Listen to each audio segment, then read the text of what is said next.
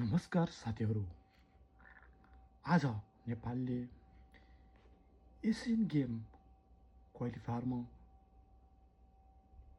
चीनलाई एकदमै नराम्रोसँग पछाडेको छ।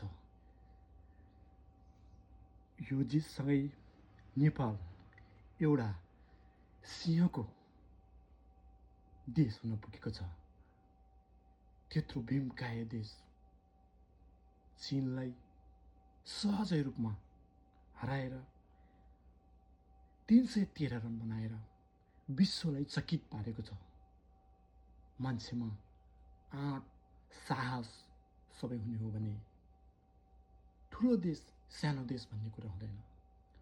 त्यसमा खेलाडीहरूको मेहनत, परिश्रमले गर्दा जस्तो सुकै खेल भए पनि जित्न सक्छन्। आज हाम्रा महामहिम खेलाडी कुशल बुर्तेलले 16 छक्का हानेर दुनियाँलाई चकित बनाएका छन्। एउटै गेममा 16 छक्का हान्नु भनेको एउटा कीर्तिमान नै हो।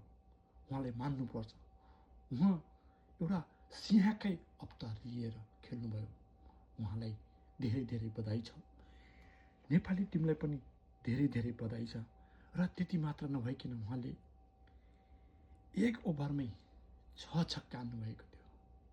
यो पनि एकदमै हेर्न लायकको थियो। एकदम रमाइलो थियो, रोचक थियो। यो हामी नेपालीहरूको शिर विश्वसम्म ठाडो बनाएका छन् खेलाडीहरूले। यिनीहरूलाई हामीले उच्च सम्मान गर्नै पर्छ। उनीहरूले हाम्रो देशको नाम राखेका छन्। चीन जस्तो आर्थिक क्षेत्रमा पहिलो भएको देश, अर्थ क्षेत्रमा कसैले पनि जित्न नसकेको देश, तर नेपालको सामु ऊ क्रिकेटमा आज निर्णय नै भएको छ। यसैले आज हामी सबै नेपालीहरूको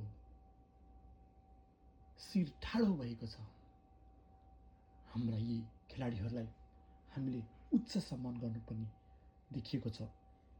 हस्त साथीहरू, यस्तै रोचक भिडियोहरू हेर्नको लागि मेरो च्यानल सब्सक्राइब गर्न नभुल्नुहोला। हस्त, धन्यवाद।